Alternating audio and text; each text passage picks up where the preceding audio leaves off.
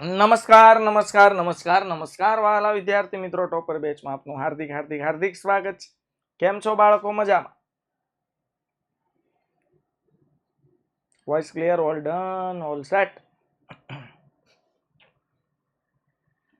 Okay, સરસ. ચાલો વિદ્યાર્થી મિત્રો, સરસ મજાનું ચેપ્ટર કે પૈસા જોતા હોય ક્યાંથી મેળવાય, અને એ પાછું વળી કંપની સ્વરૂપ હોય તો. એમ જોઈએ તો આ દુનિયામાં તમે જુઓ, ક્યાંક ને ક્યાંક બધાને પૈસા લેવાની માગવાની હે ને. હા, કે ભાઈ બીજાના પૈસા મળતા હોય તો પોતાના પૈસાથી ધંધો શું કામ કરવો? પણ કંપની તો સાહેબ એટલા માટે, ઘણા આવું વિચારતા હોય પણ આવું વિચારવાની જરૂર છે નહીં. કંપની તો એટલા માટે આવો ધંધો કરે છે કારણ કે કંપનીનો ધંધો ખૂબ મોટા પાયા પર છે, ખૂબ મોટું મૂડી રોકાણ છે. ઘણા બધા કર્મચારીઓને, હજારોની સંખ્યામાં કર્મચારીઓને રોજગારી પૂરી પાડે છે. એ લોકોને સેલેરી, પગાર પૂરો પાડે છે. ખૂબ મોટા પ્રમાણમાં વસ્તુનું ઉત્પાદન કરે છે. એના કારણે વધુ મૂડીની જરૂરિયાત ઊભી થાય છે, અને વધુ મૂડીની જરૂરિયાતને કારણે કોઈ પણ કંપની છે એને શેર બહાર પાડવા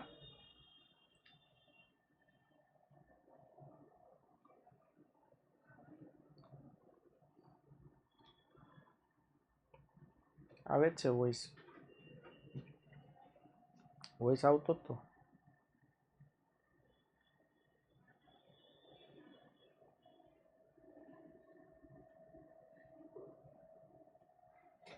રેડી? તો કોઈ પણ કંપની છે શેર બહાર પાડવા ખૂબ જરૂરી છે. શેર બહાર પાડે તો એ થઈ ગયું માલિકીનું ભંડોળ. અથવા પૈસા મેળવવા માટે કંપની શું કરશે? ડિબેન્ચર બહાર પાડશે. તો ડિબેન્ચર થઈ જશે બાળકો ઉછીનું ભંડોળ.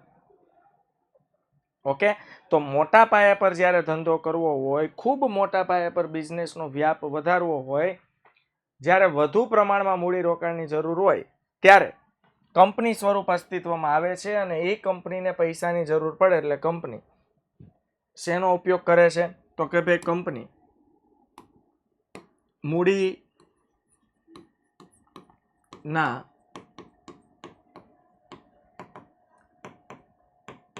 પ્રાપ્તિ સ્થાનો. તો મૂડીના પ્રાપ્તિ સ્થાનોમાં બે વસ્તુ આપણે જોઈ: માલિકીના ભંડોળો અને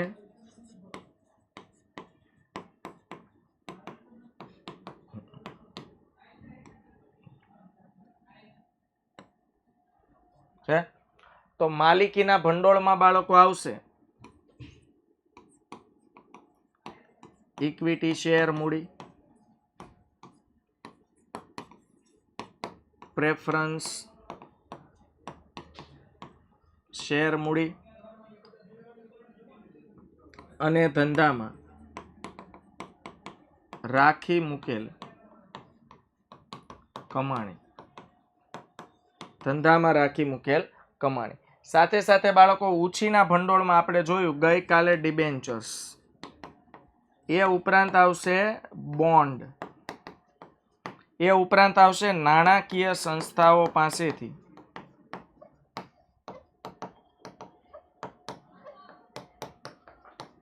પાસેથી લીધેલી લોન. ઓકે, આ બધા ઉછીના નાણાં છે. ગઈકાલે આપણે બહુ ડિટેલમાં આના વિશે ચર્ચા કરી હતી, અને ઘણું બધું મેં તમને લખી દીધું છે. આની પીડીએફ તમને મળતી હશે તો તમે ક્લાસ પીડીએફ ડાઉનલોડ કરો છો ને? ઓકે, આ એનો ઉપયોગ કરજો બાળકો. એમાં ઘણી બધી આપણે લેક્ચર દરમિયાન ડિટેલ લખતા હોઈએ છીએ, જે ખાસ તમારા માટે છે, જેનાથી તમને ફાયદો થાય. તો જોયું કે ભાઈ ડિબેન્ચર એ ધંધાનું દેવું છે. કંપનીના દેવાનો સ્વીકાર કરતો દસ્તાવેજ. ડિબેન્ચર ધારણ કરનાર વ્યક્તિને કહેવાય ડિબેન્ચર હોલ્ડર્સ. જે વ્યક્તિ પાસે ડિબેન્ચર હોય એને કહેવાય ડિબેન્ચર હોલ્ડર્સ છે.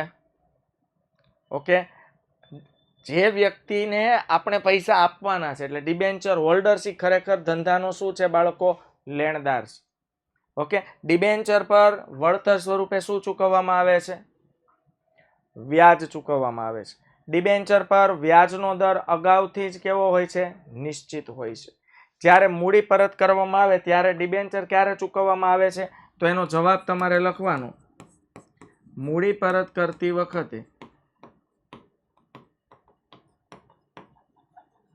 સામાન્ય દેવાની સાથે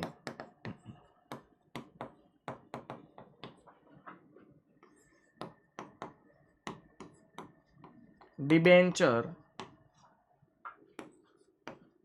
પરત કરવામાં આવે છે. ક્લિયર?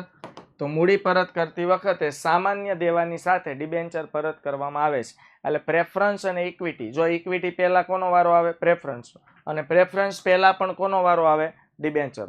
તો ગઈકાલે આપણે એને વિશે ચર્ચા કરી હતી. આજે આપણે ખાસ જોવાના છીએ બાળકો બોન્ડ.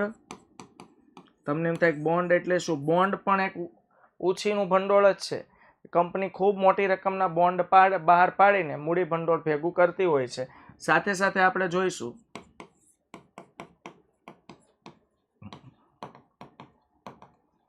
નાણાકીય સંસ્થા પાસેથી લીધેલી લોન. ઓકે, તો નાણાકીય સંસ્થા એટલે કોણ ખબર બાળકો? નાણાકીય સંસ્થા એટલે નાણાંનું મોટા પાયે ધિરાણ કરતી બેંકો.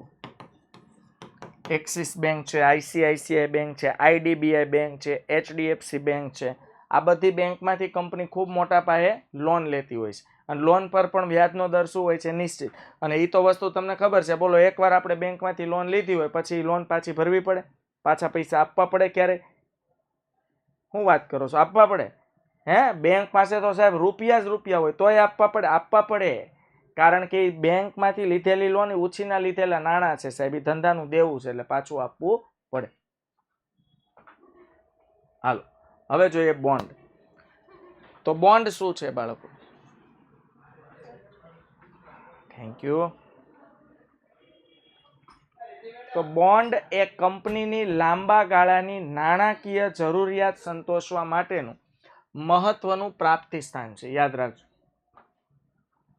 છે કંપનીને જ્યારે લાંબા ગાળા માટે પૈસાની જરૂર હોય તો બોન્ડ એ કંપનીની લાંબા ગાળાની નાણાકીય જરૂરિયાતો સંતોષવા માટેનું નાણાકીય જરૂરિયાતો સંતોષવા માટેનું મહત્વનું પ્રાપ્તિ સ્થાન છે.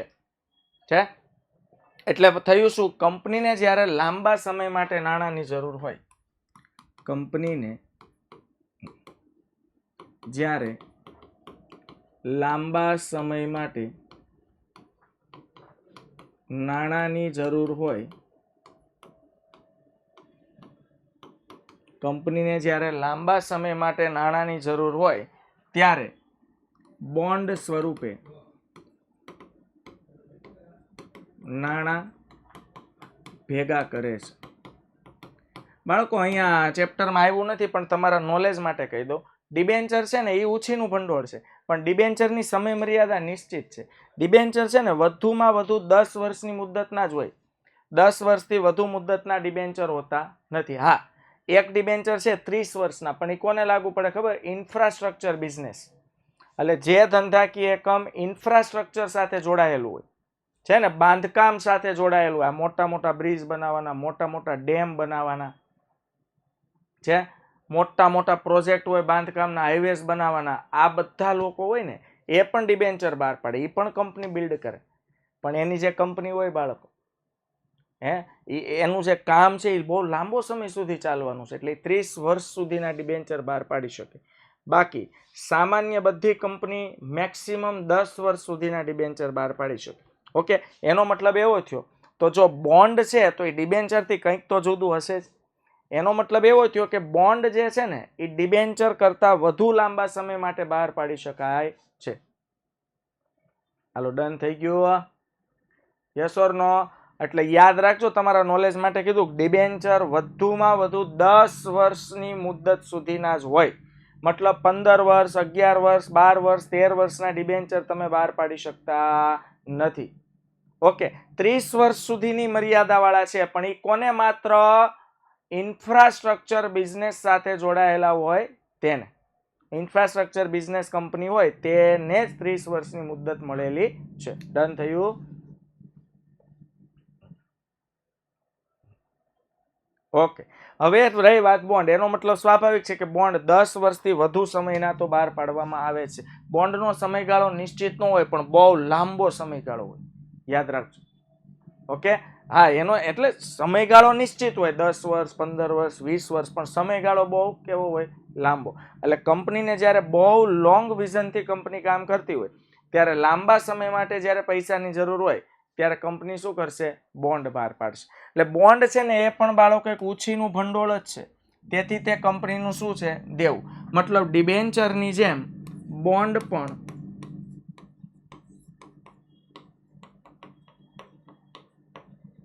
કંપનીનું શું છે બાળકો? દેવું છે. ડિબેન્ચરની જેમ બોન્ડ પણ કંપનીનું શું છે? દેવું છે. અને બોન્ડ એ કંપનીના લેણદારો છે, બોન્ડ હોલ્ડરો. તો જે વ્યક્તિ પાસે બોન્ડ હોય તેને કહેવાય બોન્ડ હોલ્ડર. ડિબેન્ચર હોય એને કહેવાય ડિબેન્ચર હોલ્ડર. શેર જેની પાસે હોય એને કહેવાય શેર હોલ્ડર. તો 3 વાક્યો છે ને આ રીતે શબ્દ લખાય: શેર ધારક equal to share holder, debenture ધારક ઇક્વલ ટુ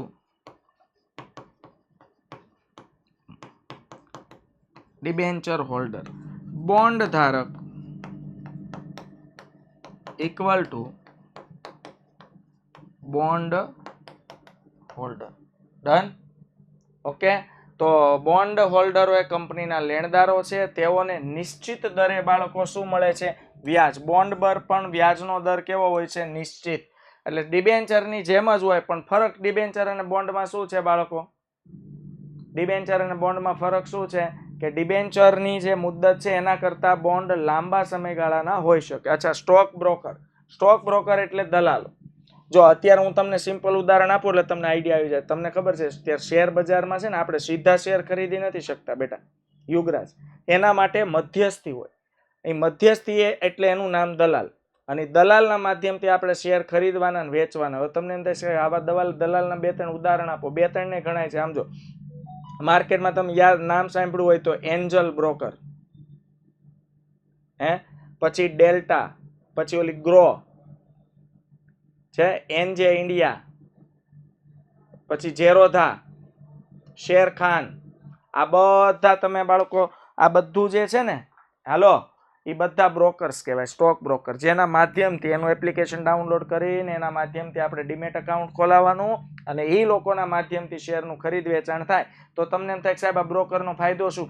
તો તમે જે શેરનું ખરીદ વેચાણ કરો ને એમાં એ લોકોને બ્રોકરેજ મળે. બ્રોકરેજ એટલે દલાલ, એ એનો ફાયદો. ઓકે, ચાલો. તો ડિબેન્ચરની જેમ બોન્ડમાં પણ વ્યાજનો દર નિશ્ચિત હોય છે અને ચોક્કસ સમયે વ્યાજ ચૂકવવામાં આવે છે. બોન્ડની મૂળ કિંમત સામાન્ય રીતે ડિબેન્ચર કરતા કેવી હોય છે? વધુ. તો બે વસ્તુઓ ડિબેન્ચરથી અલગ પડે છે. બોન્ડ ડિબેન્ચર કરતા લાંબા સમય માટે બહાર પાડી શકાય છે અને બોન્ડની કિંમત એટલે પ્રત્યેક ડિબેન્ચરની કિંમત કરતા પ્રત્યેક બોન્ડની કિંમત ખૂબ વધારે હોય. એટલે ઉદાહરણ હું શું કહું છું કે એક ડિબેન્ચર જો 100 રૂપિયાનો હોય તો એક બોન્ડ 1 લાખ રૂપિયાનો હોય. બહુ મોટો ફરક હોય સાહેબ, યાદ રાખજો. બોન્ડની કિંમત બહુ વધારે હોય.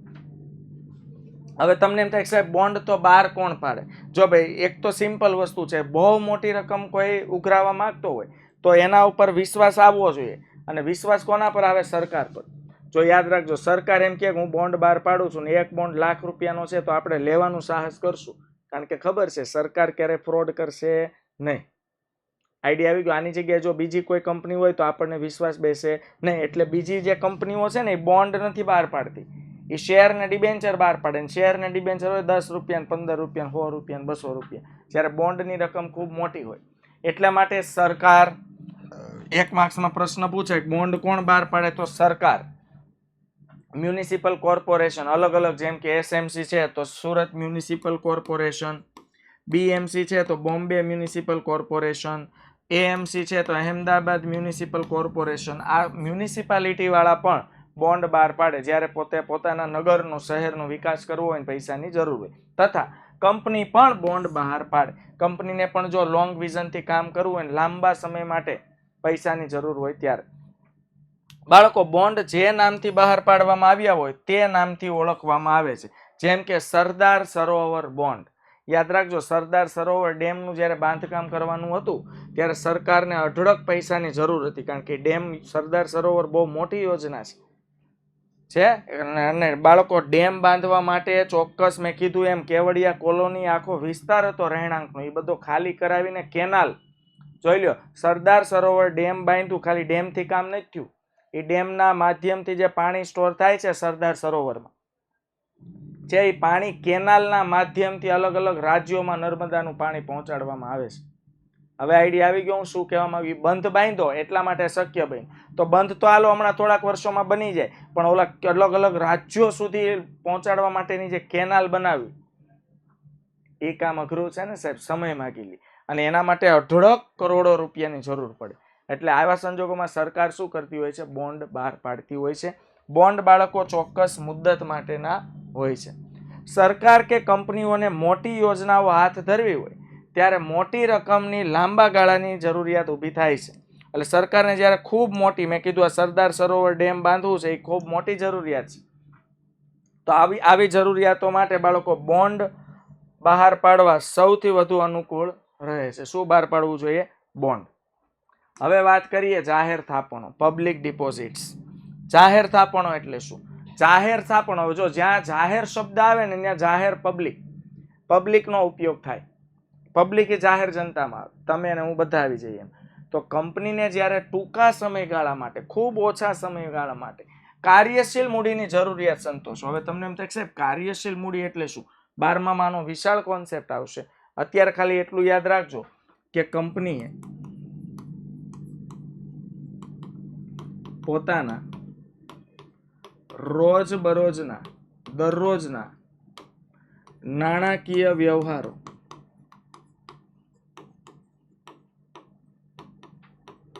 કરવા માટે જેટલી મૂડી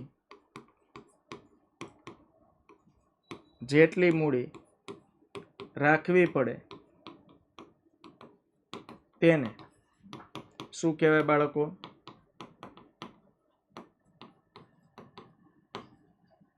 કાર્યશીલ મૂડી કહે છે. ઓકે, તો કાર્યશીલ મૂડી. હવે જે કંપની ટૂંકા ગાળા માટે, જેને ઓછા સમય માટે પૈસાની જરૂર છે, તો એ કંપની આ જરૂરિયાતને સંતોષવા માટે જાહેર જનતા પાસેથી થાપણો સ્વીકારે છે. અચ્છા, થાપણો એટલે શું? થાપણો એટલે જાહેર જનતા જે પોતાની આવક છે તે આવકમાંથી બચત કરેલી રકમ. હવે તમને એમ થાય સાહેબ જાહેર જનતા પોતાની થાપણો કંપનીને શું કામ આપશે? ભાઈ બધાની પોતપોતાની લાલચ હોય. આંતર બેંક વ્યવહાર એટલે બેંક વચ્ચે થતો વ્યવહાર. ઘણી વખત એક બેંકને વધારે પૈસાની જરૂર પડે તો એ બીજી બેંક પાસેથી પૈસા માગે. Okay, done. ચાલો, તો હવે કેવું થયું બાળકો કે ભાઈ થાપણો એટલે જાહેર જનતાએ કરેલી બચત, પૈસાની બચતો. તમને એમ થાય સાહેબ પોતાની બચતો લોકો કંપનીને આપે શું કામ? કંપનીને એટલે આપે સાહેબ દરેકની કંઈક ને કંઈક લાલચ હોય. અને એમાં સિમ્પલ લોજિક છે, પૈસા છે ને ઘરમાં પડ્યા રહેશે ને તો પૈસામાં વધારો નહીં થાય, પણ તમે ક્યાંક ઇન્વેસ્ટમેન્ટ કરશો, કોઈ જગ્યાએ રોકાણ કરશો તો એ પૈસામાં અવશ્ય ઇમ્પ્રુવમેન્ટ આવશે છે. તો કંપની શું કરશે? આવી રીતે જાહેર જનતા પાસેથી જાહેર થાપણો સ્વીકારશે. અને એ જાહેર થાપણો સ્વીકારવી એટલે પૈસા ઉછીના જ લીધા કહેવાય. એટલે આ કંપની માટે ઉછીની મૂડી જ છે, એટલે એ ધંધાનું દેવું જ કહેવાય. અને થાપણમાં નાણાં રોકનાર રોકાણકારો એ કંપનીના શું બની જાય છે? લેણદાર. યાદ રાખજો, થાપણમાં જે નાણાં રોકે છે એ કંપનીના શું બની જાય છે બાળકો? લેણદારો બની જાય છે. અચ્છા, થાપણની મુદત 6 માસથી લઈને 36 માસ સુધીની હોય છે. યાદ રાખજો, 1 ગુણનો પ્રશ્ન એવો પૂછાય જાહેર થાપણની મુદત જણાવો. તો જાહેર થાપણની જે મુદત છે બાળકો 6 માસથી લઈને 36 માસ, એટલે ઓછામાં ઓછા 6 મહિના અને વધુમાં વધુ 36 મહિના. 36 મહિના એટલે 3 વર્ષ. ઓકે, થાપણદારોને કંપની ચોક્કસ દરે શું ચૂકવે છે? વ્યાજ. જો એટલે થાપણદારોનું લાલચ કે ભાઈ વ્યાજ મળશે, અને કંપની થાપણદારોના પૈસા વાપરે છે એના બદલ શું ચૂકવશે? વ્યાજ. વ્યાજ કઈ રીતે ચૂકવે બાળકો? વ્યાજ માસિક એટલે દર મહિને, ત્રિમાસિક એટલે દર 3 મહિને, અર્ધવાર્ષિક એટલે દર 6 મહિને અને વાર્ષિક એટલે દર 12 મહિને. લ્યો, માસિક 1 માસ એટલે 1 મહિનો, તો માસિક એટલે દર મહિને, ત્રિમાસિક એટલે 3 મહિને, અર્ધવાર્ષિક એટલે 6 મહિને અને વાર્ષિક એટલે દર 12 મહિને. ઓકે. અથવા પાકતી મુદ્દતે મુદ્દલ તથા વ્યાજ એક સાથે પણ ચૂકવવામાં આવે છે. ઘણી બધા જાહેર થાપણો એવી પણ હોય બાળકો કે જ્યારે મુદ્દત પાકે એટલે સમયગાળો નક્કી કર્યો, આપણે કેમ ફિક્સ ડિપોઝિટ હોય, 8 વર્ષની ફિક્સ ડિપોઝિટ હોય, તો 8 વર્ષે તમને એક સામટા તમારી મુદ્દલના રૂપિયા અને વ્યાજ બધું ભેગું થઈને એક સામટું મળે. ઓકે. કંપની ધારા 2013 ની જોગવાઈ મુજબ બેન્કિંગ અને નોન બેન્કિંગ ફાઇનાન્સ કંપની સિવાય જાહેર થાપણો જાહેર જનતા પાસેથી સ્વીકારી શકાતી નથી. એટલે બાળકો યાદ રાખજો, બેંક છે ને એ પણ એક પ્રકારની કંપની જ છે. ઘણી પ્રાઇવેટ લિમિટેડ બેંકો છે. જુઓ, એટલે કંપની ધારા 2013 માં એવું લખ્યું છે કે બેન્કિંગ અને નોન બેન્કિંગ ફાઇનાન્સ કંપનીઓ હોય, જેમ કે HDFC છે, એ ફાઇનાન્સ બેંક છે બાળકો. ઓકે. હા, એ ફાઇનાન્સ બેંક છે. એનું મુખ્ય કામ ફાઇનાન્સ કરવાનું. ફાઇનાન્સ કરવું એટલે ગામને લોન આપવી. હવે ગામને લોન આપવા માટે પહેલા મારી પાસે પૈસા તો હોવા જોઈએ ને. હું બેંક હોય, મારે તમને બધાને લોન આપવી છે, લોન આપતા પહેલા મારી પાસે પૈસા તો હોવા જોઈએ ને. તો મારી પાસે પૈસા ક્યાંથી આવે? જાહેર જનતાનો બેંકમાં ખાતા ખોલીશ એટલે જાહેર જનતા મારી બેંકમાં પોતાના ખાતામાં એટલે મારી બેંકમાં બચતો સ્ટોર કરશે. એની બચતો પર હું માસિક, ત્રિમાસિક, 6 માસિક કે 12 મહિને વ્યાજ આપીશ. ઓકે. અને એ જે પૈસા ભેગા થયા છે હું તમને બધાને લોન આપીશ. હવે ધંધો આમાં કેવી રીતે થાય? જો ભાઈ હું જાહેર જનતા પાસેથી 6% વ્યાજના દરે પૈસા લઈશ અને તમને 8%ના દરે આપીશ, તો વચ્ચે 2% મળ્યા, એ બેંકની કમાણી. સિમ્પલ. આઈડિયા આવી ગયો? તો એક ગુણનો મોસ્ટ આઈએમપી પ્રશ્ન છે, યાદ રાખજો કે માત્ર ને માત્ર કંપની ધારાની જોગવાઈ 2013 માં એવું લખ્યું છે કે માત્ર ને માત્ર બેન્કિંગ તથા નોન બેન્કિંગ ફાઇનાન્સ કંપની હોય એ અને માત્ર એ જ જાહેર જનતા પાસેથી જાહેર થાપણો સ્વીકારી શકે છે. એ સિવાયની એક પણ કંપની જાહેર જનતા પાસેથી જાહેર થાપણો સ્વીકારી શકતી નથી. હાલ સમજાય છે? યસ ઓર નો? હા કે ના? સરસ. હવે આવે છે બાળકો ઉછીના ભંડોળના ફાયદા. તો નાણાં મેળવવા બહુ સરળ છે સાહેબ. જે કંપની બહુ પ્રતિષ્ઠિત છે, જે કંપની ખૂબ સારા એવા પ્રમાણમાં નફો કરે છે, આવી જે કંપનીઓ છે ને, એવી કંપનીઓને નાણાં બહુ સરળતાથી મળી રહે. સાહેબ સિમ્પલ કંપનીને 2 મિનિટ સાઈડમાં મૂકો, તમારું મારું વિચારો. જો આપણી બજારમાં શાખ સારી હોય, પ્રતિષ્ઠા સારી હોય, લોકો આપણી ઇજ્જત કરતા હોય, આપણે માન સન્માન આપતા હોય, તો મુસીબતના સમયમાં જાય સાહેબ, ક્યારે 5, 25, 50 હજાર રૂપિયાની જરૂર પડી હોય ને, તો લોકો આપણો હાથ પકડે. તમે કોઈની પાસે 5, 25, 50 હજાર, લાખ રૂપિયા માગો ને મુસીબતના સમયમાં, તો હોંશે હોંશે આપે ને સામેથી પૂછે કે વધારે જોતા હોય તો કહેજે. ક્યારે પૂછે ખબર? જો આપણી શાખા સારી હોય. બાકી જો ગામના રોલ જ કર્યા હોય તો તમે પૈસા માગશો, એની પાસે પૈસા હશે તો પણ એ ના પાડી દે, નથી મારી પાસે પૈસા જ નથી, લ્યો હું કરી લે. એટલે બાળકો જીવનમાં છે ને એક બેસ્ટ, શ્રેષ્ઠ, ઉમદા અને પ્રામાણિક વ્યક્તિ બનવું બહુ જરૂરી છે. કારણ કે આ દુનિયામાં પૈસા છે મહત્વના, નો ડાઉટ, પણ પૈસાની સાથે સાથે જો આ સદગુણ ભળી જાય તો એ પૈસો છે ને બાળકો સત માર્ગના રસ્તે વળી જાય, સારા રસ્તે વળી જાય. એટલે યાદ રાખવાનું કે દરેક દુનિયામાં સાહેબ નાનામાં નાની ચીજ વસ્તુ હોય, નાનામાં નાનું વ્યક્તિ હોય, એવું નહીં મનમાં રાખવાનું કે આપણે ક્યારે એની જરૂર ન પડે. નાનામાં નાનો વ્યક્તિ હોય ને તોય આપણે એની જરૂર પડે. એટલે દરેકનું સન્માન કરવાનું, દરેકની ઇજ્જત કરવાની, દરેકની વેલ્યુ કરવાની. અને આપણી ખુદની બજારમાં શાક, પ્રતિષ્ઠા, ઇજ્જત, કોઈ પાસેથી કદાચ 10 દિવસ પૂરતા 5000 લીધા હોય ને સાહેબ, તો 10 દિવસે ગમે એમ કરીને એને આપવાના, આપી જ દેવાના. આવું કરશો ને તો એક ટ્રસ્ટ, વિશ્વાસ ઊભો થશે ને લોકો મુસીબતના સમયમાં હેલ્પ કરશે. નહીંતર અત્યારે બાળકો ખરેખર સમય એવો આવી ગયો છે કે લોકો છે ને એકબીજાની હેલ્પ નથી કરતા. શું કામ? મેં કીધું એમ માર્કેટમાં ઓલા 5 લોકો એવા છે ને કે જે ગામના રોલ કરે છે, એના લીધે બાકીના 95 ઉપરથી લોકોને વિશ્વાસ ઉડી ગયો છે. હે ને? તો હવે જો આ સમય છે, ધંધા ઉદ્યોગ લઈને બેઠા હોય તો ઉચ્ચ નીચ ઉતાર ચડાવ તો આવ્યા જ કરવાના છે. ઓકે, તો બાળકો ફાયદા શું છે કે નાણાં મેળવવા સરળ. તો બાળકો પ્રતિષ્ઠિત અને નફો કરતી કંપનીઓને સરળતાથી નાણાં મળી રહે છે. પછી નાણાં મેળવવાનો ઓછો ખર્ચ. મેં કીધું એમ ઉછીના નાણાં મેળવવા, જો શેર બહાર પાડવા ને એના કરતા ડિબેન્ચર બહાર પાડવા સસ્તા પડે. તો યાદ રાખજો, જો હું અહીંયા લખી દઉં છું, શેર બહાર પાડવાનો ખર્ચ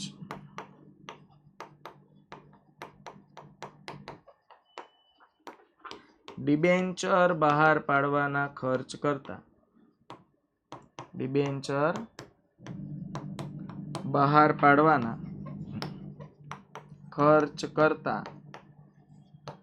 હંમેશા વધારે હોય છે. એનો મતલબ તમે જો ડિબેન્ચર બહાર પાડો તો ડિબેન્ચર બહાર પાડવાનો ખર્ચ કેવો થાય? ખૂબ જ ઓછો. અને શેર બહાર પાડવાનો ખર્ચ કેવો થાય? ખૂબ જ વધારે. તો મોટા ભાગે લોકો શેર બહાર પાડવાને બદલે ડિબેન્ચર બહાર પાડવાનું પસંદ કરે જ્યારે લોકો ખર્ચ બાબતે વિચારે. તો જ્યારે બાળકો નાણાંની પ્રાપ્તિના અન્ય સાધનો કરતા જાહેર થાપણો દ્વારા નાણાં ઓછા ખર્ચે અને ઓછા સમયમાં મેળવી શકાય, તો આ વિકલ્પ આપણે ચૂઝ કરવો જોઈએ. જાહેર થાપણનો ફાયદો. બીજો ફાયદો શું છે? મિલકતો બોજ મુક્ત. બાળકો જાહેર થાપણો, જો ડિબેન્ચર હોય તો ગીરો મિલકત મૂકવી પડે. જાહેર થાપણોમાં કોઈ જ ટેન્શન નથી સાહેબ. જાહેર થાપણો દ્વારા નાણાં મેળવતી વખતે કંપનીએ કોઈ મિલકતો ગીરે મૂકવી પડતી નથી. તેથી ભવિષ્યમાં હું તમને બેંકનું ઉદાહરણ આપું. તમે મને કહેજો, કોઈ પણ બેંક એવી છે કે જેણે પબ્લિક પાસેથી પૈસા લીધા હોય અને પબ્લિક ના પૈસા લીધા બદલ પોતાની કોઈ મિલકત ગીરવે મૂકી હોય? હમણાં આપણે વાત કરી કે ભાઈ જાહેર થાપણો માત્ર ને માત્ર કોણ સ્વીકારી શકે?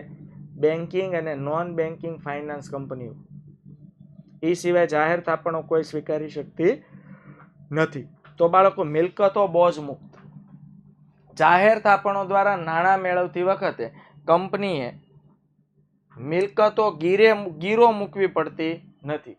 તેથી ભવિષ્યમાં આ મિલકતો ગીરો મૂકી વધુ ઓછીની મૂડી મેળવી શકાય છે. એટલે જાહેર થાપણોનો જ્યારે આપણી પાસે વિકલ્પ હોય અને કંપનીને પૈસાની જરૂર હોય જાહેર જનતા પાસેથી, તો જાહેર જનતા પોતાની થાપણો બેંકમાં મૂકે તો બેંક વાળાએ કોઈ મિલકત ગીરવે મૂકવી પડતી નથી. ત્યાર પછી બાળકો વ્યાજ. જો યાદ રાખજો, વ્યાજ છે ને એ ધંધાનો ખર્ચ છે અને ચોક્કસ સમયે ચોક્કસ દર જે અગાઉથી નક્કી થયો હોય એ દરે વ્યાજ ચૂકવવું પડે. એટલે યાદ રાખજો, વ્યાજ એ કંપની માટેનો શું છે? ખર્ચ. તેથી મોટામાં મોટો ફાયદો શું થાય ખબર?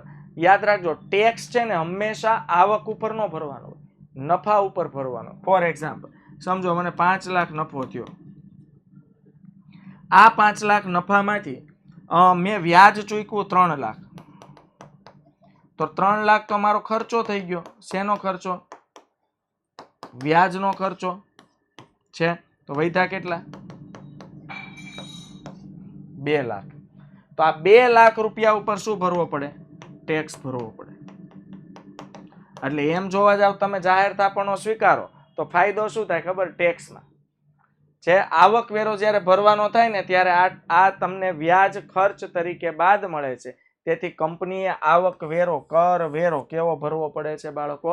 ઓછો ભરવો પડે છે. ડન થયું? ત્યારબાદ કાર્યશીલ મૂડી તરીકે ઉપયોગ. જે કંપનીને જ્યારે ટૂંકા ગાળાની નાણાકીય જરૂરિયાત સંતોષવી હોય ત્યારે કંપની જાહેર થાપણો દ્વારા નાણાં મેળવી કાર્યશીલ મૂડીની જરૂરિયાત સંતોષી શકે છે. કાર્યશીલ મૂડી એટલે કોઈ પણ કંપનીએ પોતાની રોજબરોજની પ્રવૃત્તિઓ ચલાવવા માટે જ્યારે રૂપિયાની જરૂર પડે એને કહેવાય કાર્યશીલ મૂડી. ક્લિયર? આગળ મર્યાદાઓ. જાહેર થાપણોની મર્યાદાઓ. તો જાહેર થાપણોની મર્યાદા શું છે બાળકો? અનિશ્ચિતતા. જાહેર થાપણો દ્વારા નાણાં મેળવવામાં અનિશ્ચિતતા રહેલી છે. કારણ કે રોકાણકારોના પ્રતિભાવ અગાઉથી જાણી શકાતા નથી. જો ભાઈ તમે જાહેર થાપણથી નાણાં મેળવવા ઈચ્છો છો, બરોબર છે, હાલો ડન.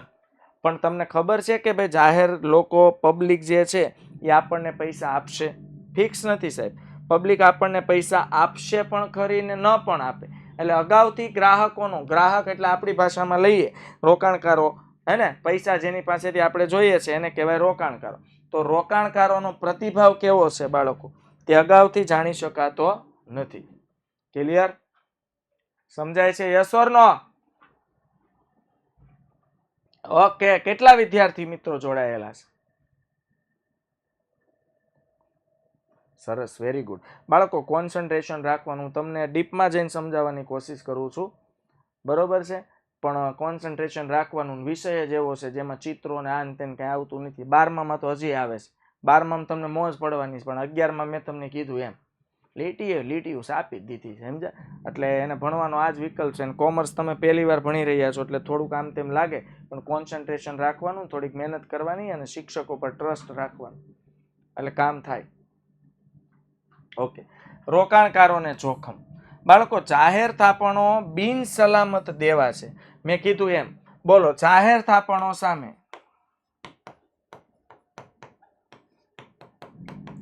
જાહેર થાપણો સામે કોઈ પણ મિલકતો ગીરો મૂકવામાં આવતી નથી.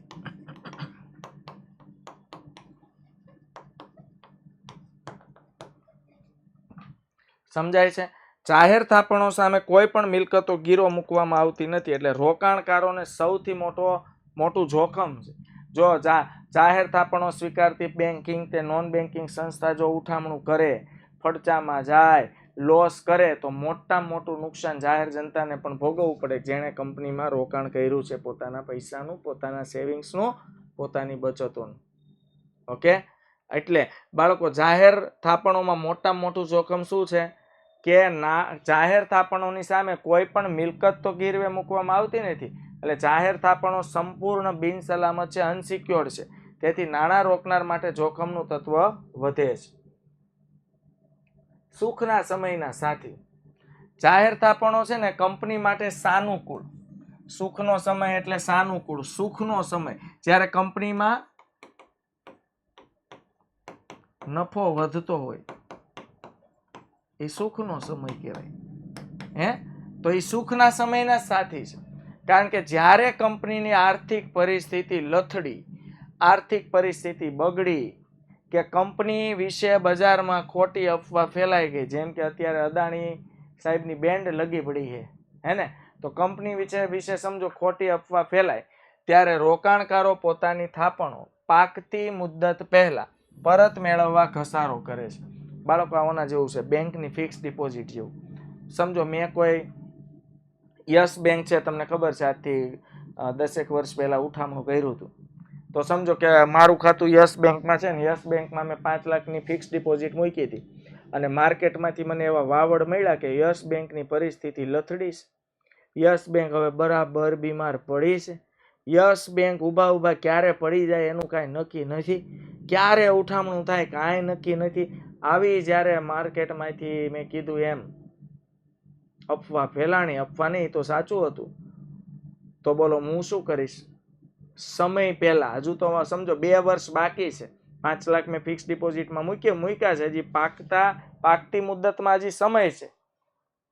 એલા હવે મુદ્દત પાકવાની હું વાટ નહીં જોઉં, મુદ્દત પાકે ને એ પહેલા તો સાહેબ પૈસા લઈ લઈશ. આઈડિયા આવ્યો? આ કે ના? તો રોકાણકારો પોતાની થાપણો પાકતી મુદ્દત પહેલા પરત મેળવવા ઘસારો કરે છે અને આ થાપણો ઉપાડી લે છે. આવા સંજોગો કંપનીની મુશ્કેલીમાં વધારો કરે છે. માટે જાહેર થાપણોને સુખના સાથી કહેવામાં આવે છે. દુઃખમાં તો રોકાણકારો દૂર દૂર સુધી ક્યાંય જોવા મળતા નથી. બાકી સુખનો સમય હોય, કંપની ફાટ ચાલતી હોય, નફો કરતી હોય, એટલે રોકાણકારો સામેથી પૂછે, હે ભાઈ પૈસા જોતા છે, હે થોડાક લ્યો ને, એટલે અમે કંઈક વ્યાજ અમને મળે. પણ જો કંપનીની પડતી બેઠી, એટલે આ જ રોકાણકારો પૈસા ખાંચ્યા વિનાના બધા પૈસા લઈને વેતા થઈ જશે. પછી નવી અને નબળી કંપનીઓ માટે મુશ્કેલ. બાળકો, જે કંપની નવી પેટી પેક છે અથવા આર્થિક રીતે ખૂબ નબળી કંપનીઓ છે, આ કંપનીઓમાં રોકાણકારોને શરૂઆતમાં વિશ્વાસ હોતો નથી. સ્વાભાવિક છે સાહેબ, નવે નવી કંપની હોય તો આપણે થોડો વિશ્વાસ બેસે. આપણે આપણા જિંદગીની બચતના 5, 7, 10, 15, 20 લાખ રૂપિયા શું નવે નવી કંપનીમાં થાપણ તરીકે મૂકશું? નહીં. એટલે નવી કંપની પર વિશ્વાસ નથી બેસતો. અને આર્થિક રીતે નબળી કંપની હોય એની તો લગી પડી હોય, સમજી લો, એના ઉપર તો પૂરો વિશ્વાસ નથી બેસતો. તો રોકાણકારો આવી કંપનીઓમાં રોકાણ કરવાનું જોખમ ઉઠાવતા નથી અને પોતાની થાપણો મૂકીને જોખમ ઉઠાવવા બિલકુલ તૈયાર થતા નથી. ઓકે. ત્યારબાદ નાણાકીય સંસ્થાઓ દ્વારા લોન જોઈ લો. હવે આપણે જોઈશું નાણાકીય સંસ્થાઓ દ્વારા લોન.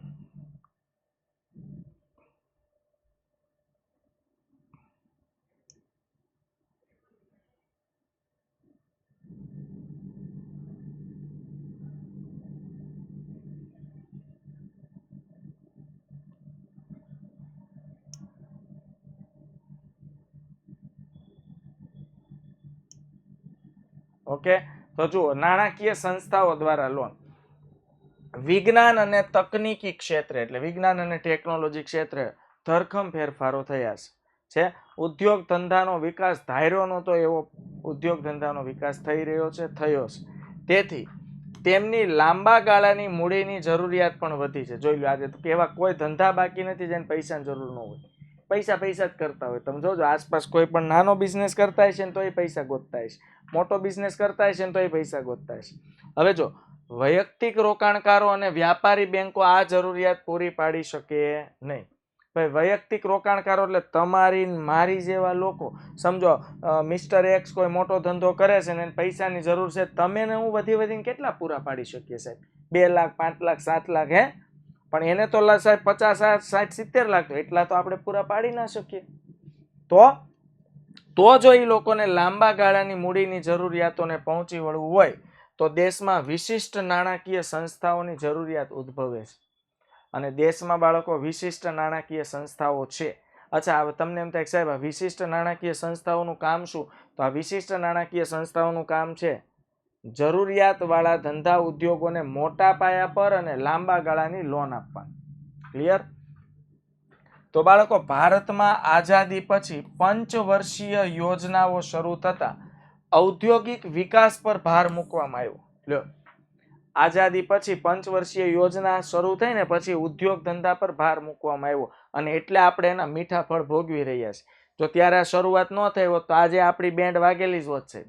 આ ઉદ્યોગોનો વિકાસ થયો ને એટલે દેશનો આટલો વિકાસ આપણે જોઈ રહ્યા છીએ અને આપણા ખુદનો વિકાસ આપણે જોઈ રહ્યા છીએ. આપણા પોતાના જીવન ધોરણમાં આટલા બધા ધરખમ સુધારા થયા છે. જાહેર ક્ષેત્રે તથા ખાનગી ક્ષેત્રે ઊભા થતા ઉદ્યોગોને લાંબા ગાળાની મૂડી મળે તે હેતુથી ભારત સરકાર દ્વારા નાણાકીય સંસ્થાઓની સ્થાપના કરવામાં આવી. એટલે ભારત સરકારે શું કર્યું? ભાઈ જો ઉદ્યોગોનો વિકાસ તો થાય એની પાસે પૈસા હોય. હવે પૈસા તો એ લોકો પાસે હતા ને એટલે સરકારે પછી એક નુસ્ખો અપનાવ્યો કે આપણે એવી નાણાકીય સંસ્થાઓની સ્થાપના કરીએ અથવા નાણાકીય સંસ્થાઓ ભારતમાં સ્થપાય એના માટેનું પ્રોત્સાહન આપી. અને આ નાણાકીય સંસ્થાઓએ શું કરવાનું બાળકો? આ નાણાકીય સંસ્થાઓએ જરૂરિયાતમંદ ખાનગી ઉદ્યોગ હોય કે જાહેર ક્ષેત્ર હોય, આ બધાને લાંબા ગાળા માટે મૂડી પૂરી પાડવાની. હા, એના બદલ એ લોકો વ્યાજ વસૂલ કરશે. સમજો, હું બેંક છું, કંપનીને હું 2 કરોડની લોન આપું છું, કઈ મફતમાં થોડો આપીશ. કંપની પાસેથી હું વ્યાજ પણ વસૂલ કરીશ. સાથે સાથે નાના અને મધ્યમ કદના એકમોને નાણાકીય સહાય મળે તે ઉદ્દેશથી રાજ્ય નાણાં નિગમોની પણ સ્થાપના કરવામાં આવી છે. સાથે સાથે નાના મધ્યમ કદના જે ધંધાકીય એકમો છે, આ ધંધાકીય એકમોને બાળકો નાણાકીય સહાય મળે તે ઉદ્દેશથી રાજ્ય નાણાં નિગમોની પણ સ્થાપના કરવામાં આવી. રાજ્ય નાણાં નિગમોની પણ સ્થાપના કરવામાં આવી. લાંબા ગાળાની ઓછીની મૂડી પૂરી પાડનાર કેટલીક મુખ્ય નાણાકીય સંસ્થાઓ નીચે મુજબ. ચાલો, હવે મેં કીધું એમ ભારત સરકારના પ્રોત્સાહનથી ઘણી બધી નાણાકીય સંસ્થાઓ ભારતમાં સ્થપાણી છે અને જે ઉદ્યોગોનો વિકાસ થાય એ માટે જાહેર ક્ષેત્ર હોય, ખાનગી ક્ષેત્રને મોટા પાયે લોન પૂરી પાડવા માટેના પણ પ્રયત્નો કરે છે. જેમ કે IFCI, બધાના ગુજરાતી પ્લસ ઇંગ્લિશ નામ છે, industrial finance corporation of India, ભારતીય ઔદ્યોગિક નાણાં નિગમ. પછી આઈડીબીઆઈ છે ને bank, industrial development bank of India. IDBI નું મુખ્ય કામ શું છે ખબર? ફાઇનાન્સ કરવાનું, ધંધા ઉદ્યોગોને લોન પૂરી પાડવાનું. તો એનું નામ જ છે જો ઇન્ડસ્ટ્રીયલ ડેવલપમેન્ટ. ઇન્ડસ્ટ્રીયલ એટલે ઔદ્યોગિક, ડેવલપમેન્ટ એટલે વિકાસ, ઇન્ડિયા એટલે ભારત, અને બેંક એટલે બેંક. એટલે ભારતનો ઔદ્યોગિક વિકાસ માટેની બેંક છે સ્પેશિયલ આઈડીબીઆઈ. એના ઘણી જગ્યાએ તમે જુઓ ઘણી બધી શાખાઓ છે. Industrial development bank of India, ICICI bank, industrial credit and investment corporation of India, ભારતીય ઔદ્યોગિક શાખ અને રોકાણ નિગમ. પછી ગુજરાત રાજ્ય નાણાકીય નિગમ GSFC, Gujarat state finance corporation. એક ગુણમાં બહુ પૂછાય છે. જીએસએફસી નું પૂરું નામ ગુજરાત સ્ટેટ ફાઇનાન્સ કોર્પોરેશન, એટલે ગુજરાત રાજ્ય નાણાકીય નિગમ. તો ગુજરાત રાજ્ય, ભાઈ રાજ્યએ પોતાના રાજ્યના ધંધા ઉદ્યોગોનો વિકાસ કરવા માટે ફંડ પૂરું પાડવું પડે. પછી GIIC, Gujarat industrial investment corporation, Gujarat ઔદ્યોગિક રોકાણ નિગમ. આ બધી બાળકો શું છે? નાણાકીય સંસ્થાઓ. અને આ નાણાકીય સંસ્થાઓ શું કરે છે? ઉદ્યોગ ના વિકાસ માટે લાંબા ગાળાનું મૂડી ભંડોળ પૂરું પાડે છે. લાંબા ગાળાનું મૂડી ભંડોળ પૂરું પાડે છે. આગળ જોઈએ કાર્યો.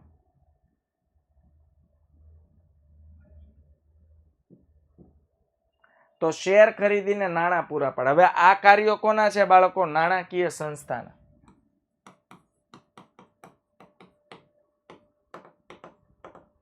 ચાલો, નાણાકીય સંસ્થાના કાર્યો. તો શેર ખરીદીને નાણાં પૂરા પાડે. નાણાકીય સંસ્થાઓ કંપનીની સ્થાપના વખતે તથા આધુનિકીકરણ કે વિસ્તરણ વખતે બહાર પાડેલા શેર ખરીદીને ઉપરાંત બાહેધરી દલાલ તરીકે કામ કરીને, હવે જો આ કોન્સેપ્ટ અત્યારે તમને નહીં સમજાય બાળકો, આ કોન્સેપ્ટ 12માં સમજાશે. આ નાણાકીય સંસ્થાઓ છે ને બાહેધરી દલાલ તરીકે કામ કરે. જે કંપનીના શેર કોઈ ન ખરીદતું હોય એ કંપનીના શેર આ લોકો ખરીદી લે, અને શેર ખરીદે એટલે કંપનીને મૂડી ભંડોળ મળે, એટલે કંપની પોતાનો ધંધો કરી શકે. એ ઉપરાંત લોન આપીને નાણાં પૂરા પાડે.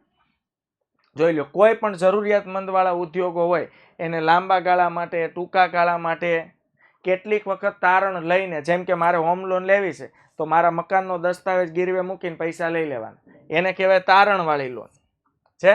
તો કોઈ પણ રીતે કોઈને કોઈ પણ જરૂરિયાત હોય, કોઈ કંપનીને લોન જોતી હોય તો યંત્રો ગીરવે મૂકીને લોન આપે. તો આવી રીતે લોન પૂરી પાડે છે. ઓકે, મિલકતો ગીરવે મૂકીને પણ લોન આપે છે. તકનીકી સેવાની સીધી ચૂકવણી દ્વારા મદદ. હવે બાળકો મેં કીધું એમ વિજ્ઞાન ટેકનોલોજી એટલું બધું આગળ વધી ગયું છે કે હવે જો તમે આવી નાણાકીય સંસ્થાઓ પાસેથી લોન લેશો તો તમારે પ્રોસેસિંગનો બહુ મોટો ચાર્જ ચૂકવવો પડશે નહીં. કારણ કે આ નાણાકીય સંસ્થાઓ શું કરશે? ટેકનોલોજીના માધ્યમથી, કમ્પ્યુટરના માધ્યમથી સીધું ફંડ આપણા ખાતામાં ટ્રાન્સફર કરશે, જેથી કરીને કોઈ પણ જાતનું પેપર વર્ક બચી જશે, મધ્યસ્થીઓ નીકળી જશે. નહીતર મેં કીધું આવી યોજનાઓનો લાભ લેવા હોય તો અમુક તો વચેટિયા એવા હોય જે પૈસા લઈ લઈને પૈસા ખાઈને આપણને છેતરે. એ ઉપરાંત બાંહેધરી પૂરી પાડે છે. જો ધંધાકીય એકમોના જામીન બનીને અન્ય નાણાકીય સંસ્થાઓને સલામતીની ખાતરી આપે છે. આમ પરોક્ષ રીતે કંપનીઓને નાણાં મેળવવામાં મદદ કરે. સાહેબ તમે સમજો બહુ મોટા ઉદ્યોગપતિ છે ને, તમારું છે ને મારી બેંકમાં ખાતું છે, હું બેંક છું, અને તમારે અન્ય બેંક પાસેથી લોન લેવી છે, મારી પાસે જ નહીં, તો હું અન્ય બેંકને એક કાગળ લખીશ કે ભાઈ આ જે ભાઈ છે ને બહુ મોટા ઉદ્યોગપતિ છે ને, પ્રતિષ્ઠિત છે, તમે એને લોન આપશો તો કાંઈ વાંધો નથી. તો હું એઝ અ બેંક આવું પણ કામ કરું. ઓકે, એને કહેવાય બાંહેધરી પૂરી પાડવી. ઓકે, ખાતરી આપવી. બાંહેધરી પૂરી પાડવી એટલે બાળકો શું થાય? ખાતરી આપવી. અન્ય સેવાઓ. નાણાકીય સંસ્થાઓ કંપનીની સ્થાપનામાં મદદ કરે છે. બજાર સંશોધન એટલે બજારમાં ચાલતા નવી કેવી ટેકનોલોજીઓ છે, કઈ મેથડ અપ્લાય કરી શકાય, કઈ નીતિઓ અપ્લાય કરી શકાય, વિદેશી બજારોની માહિતી જેવી સેવાઓ પણ આપે છે. ઓકે, ચાલો હવે આવે છે બાળકો વ્યાપારી બેંકો. કેટલું છે જોઈ લો. હાલો, હવે થોડુંક છે બાળકો, પણ હવે આપણે નેક્સ્ટ લેક્ચરમાં લઈશું. ડોન્ટ વરી, ચેપ્ટરને આપણે પૂરું કરશું નેક્સ્ટ લેક્ચરમાં. જો સાંભળો, કહી દઉં એટલે પછી પાછળથી તમને કોઈ કન્ફ્યુઝન ન ક્રિએટ થાય. નેક્સ્ટ લેક્ચરમાં છે ને હું શેડ્યુલ 9મા ચેપ્ટરનું ચડાવીશ, પણ 9મું ચેપ્ટર શરૂ કરીશ ને પહેલા આનો આ ટોપિક પૂરો આપણે કરી દઈશું કે વ્યાપારી બેંકો એટલે શું ને કામ. 9મા ચેપ્ટરનો ટૂંકો ટોપિક લઈશું. ડન. ફરીથી મળીશું. આવજો. Bye bye. Take care. C you. જય હિન્દ. ભારત માતા કી જય. એ પહેલા જાતા પહેલા હું હોમવર્ક તમને આપી દઉં એટલે આપી જ દીધું છે. ઓકે, મળીશું. Bye bye.